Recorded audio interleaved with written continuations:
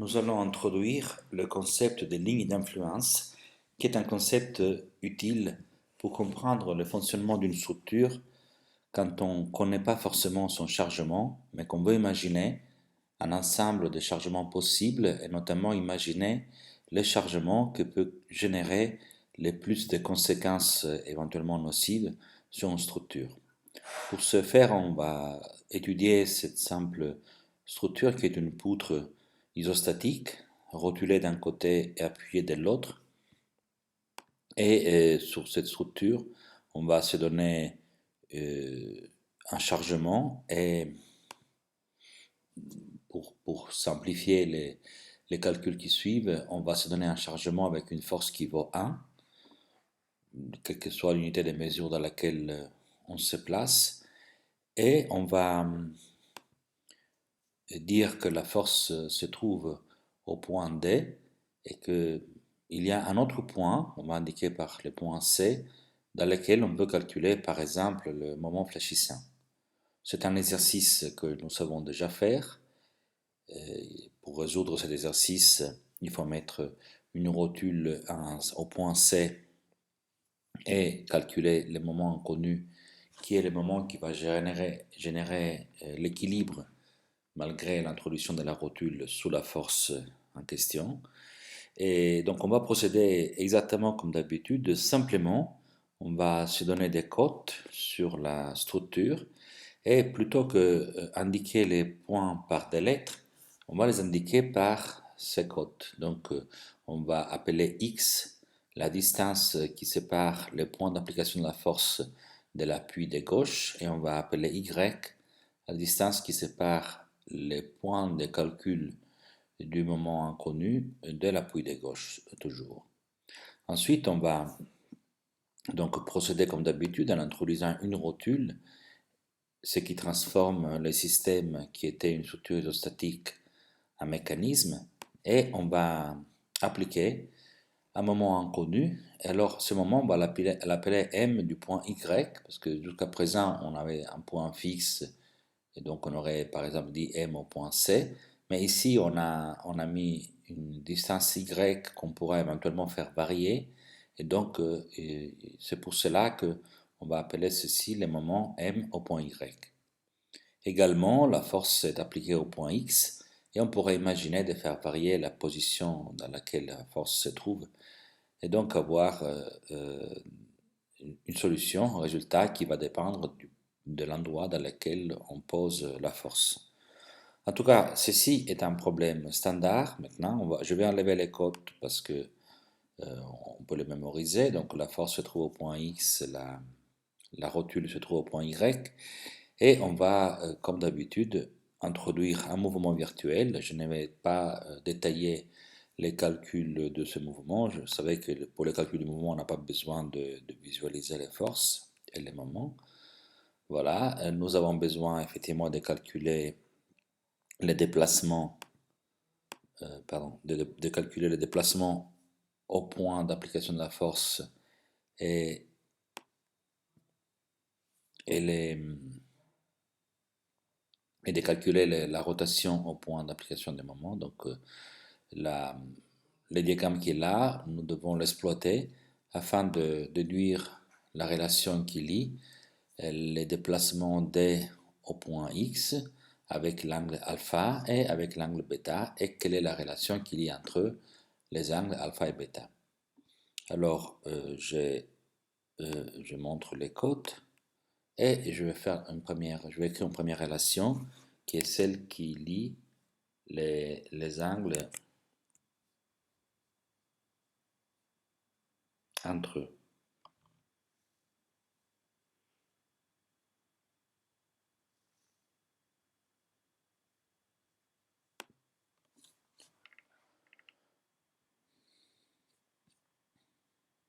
Nous pouvons exploiter la propriété du calcul des hauteurs en fonction des angles et en fonction des distances et tenir compte du fait que la hauteur de ces triangles A, B avec ce point-là est la même, qu'elle soit mesurée du côté alpha ou du côté bêta. Je peux donc écrire que si je multiplie l'angle alpha par la distance y, je dois obtenir la même chose que si je multiplie l'angle bêta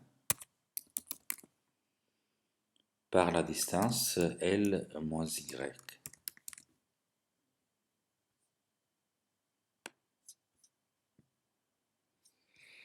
Je vais le faire plus grand.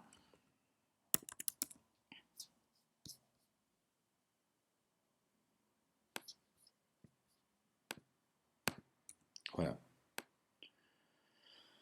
Cette relation me permet de calculer alpha en fonction de bêta ou bêta en fonction de alpha. Je vais notamment déduire alpha en fonction de bêta, donc alpha sera égal à bêta multiplié par L moins Y et divisé par Y.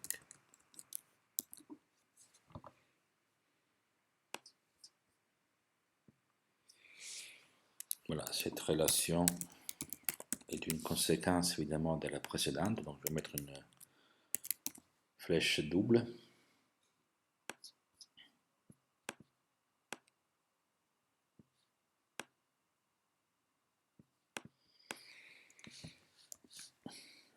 Ce résultat, je vais le mettre à côté parce qu'il va être utile pour la suite. Maintenant, je peux calculer les travail. Je vais donc visualiser les efforts. Je peux ne pas visualiser les cotes parce que tout est déduit déjà ici. Ah pardon, excusez-moi, j'ai oublié de calculer des chapeaux. Donc je vais remettre les cotes en place. Je vais calculer des chapeaux. Donc vous voyez tout de suite des chapeaux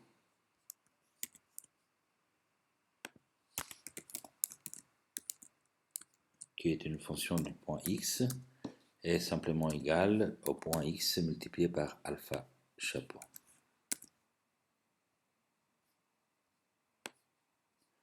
Ce qui d'ailleurs peut aussi s'écrire, vu que alpha chapeau s'obtient en fonction de bêta comme indiqué, il est égal donc à x qui multiplie L moins y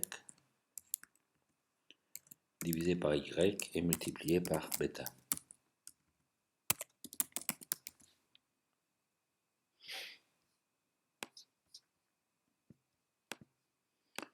Voilà une deuxième relation que nous allons utiliser et qui nous donne la compatibilité de tous ces déplacements, donc les angles alpha, bêta et la distance des chapeaux, les déplacements des chapeaux sont tous compatibles entre eux dans le sens que le triangle qui est ici nous donne cette géométrie. Donc là maintenant je peux effectivement cacher les côtes et je peux calculer les travail de toutes les forces en jeu en tenant compte exactement de ces relations-là. Les travail en question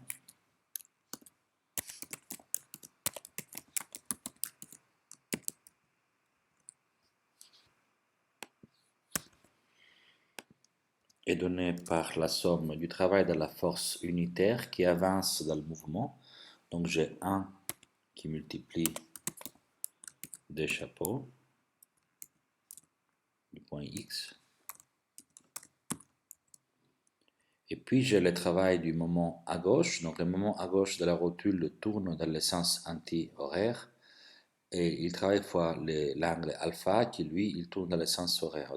Donc un travail négatif. Moins m de y multiplié par alpha, chapeau.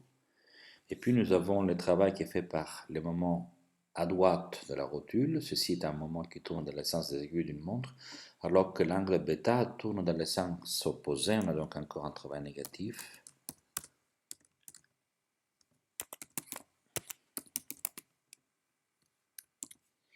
Et ceci nous donne donc tout le travail recherché.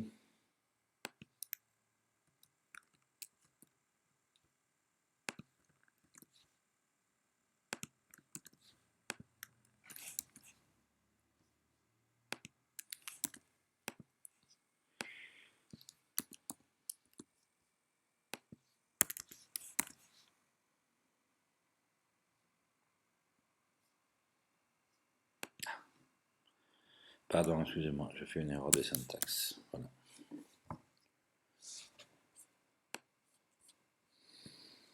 Alors, cette expression, évidemment, peut se simplifier. Tout d'abord, c'est inutile de marquer un fois des chapeaux, il suffira d'écrire des chapeaux. Ensuite, pour des chapeaux, je peux utiliser l'expression qui est indiquée ici, dans laquelle des chapeaux est exprimé en fonction de bêta chapeau. Également, pour alpha, je peux utiliser l'expression de alpha en fonction de bêta, donc tout va être exprimé en fonction de bêta. Je peux aussi factoriser my qui apparaît à la fois ici et là. Permettez donc moi de faire ce passage.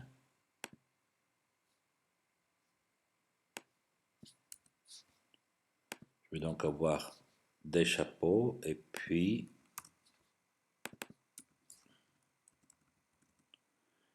m qui multiplie la somme de ces deux termes.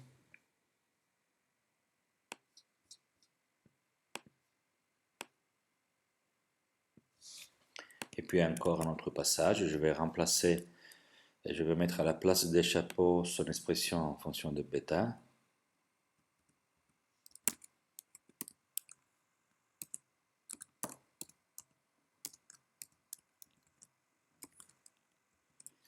Et à la place de alpha, son expression en fonction de bêta.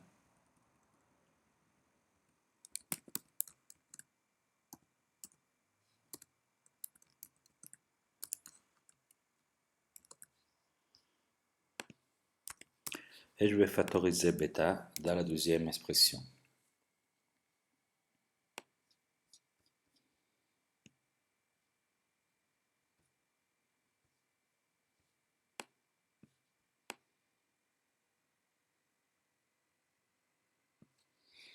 Voilà donc l'expression précédente. À la place de des chapeaux, j'ai mis son expression, pardon, j'ai oublié de mettre un bêta ici.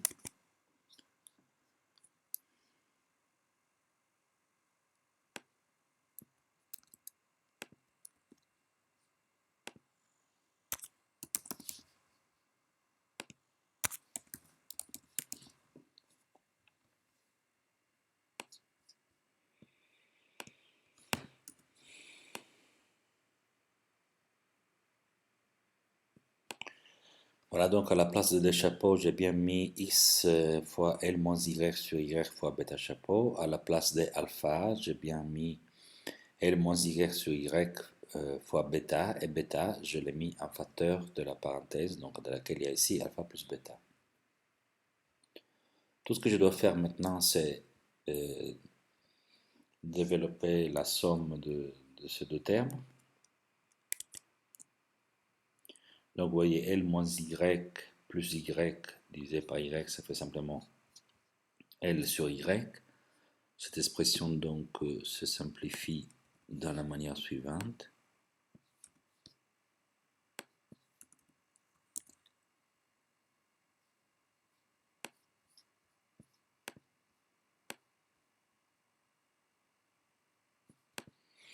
Vous pouvez constater que le dernier passage est juste. Je peux encore factoriser bêta sur y.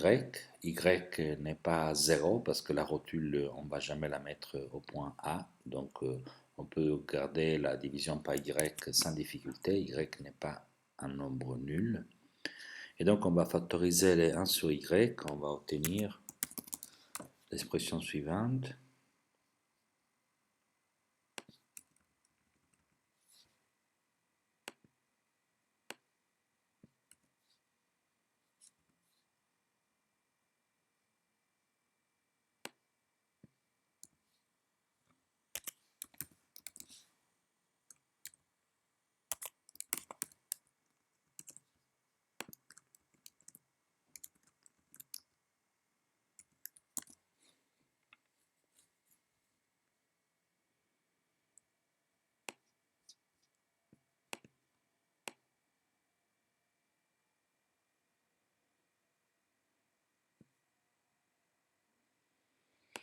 Voilà, le facteur bêta sur y est partout.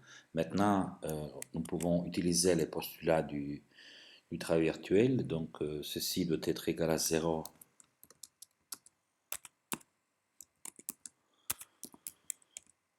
quelle que soit la valeur de bêta.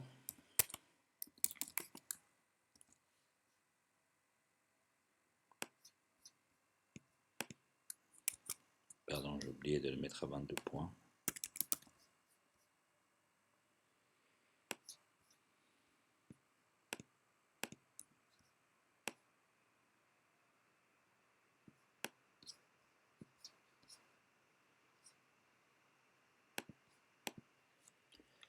Et puisque nous avons un produit des deux termes qui est zéro, dans lequel l'un des deux n'est pas zéro, qui est bêta, et y, je vous rappelle, n'est pas non plus zéro, donc tout ceci n'est pas nul ni infini, et donc nécessairement c'est le terme entre parenthèses qui est zéro, je peux en déduire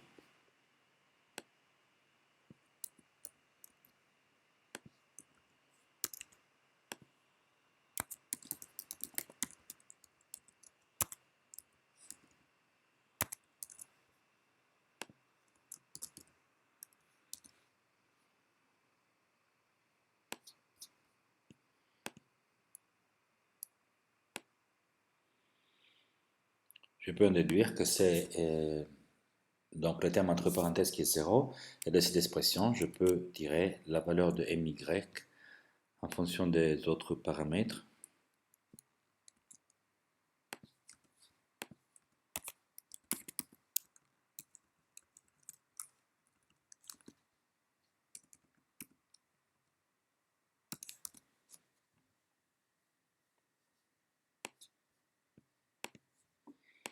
Voilà, qui est le résultat final du calcul que je voulais vous montrer.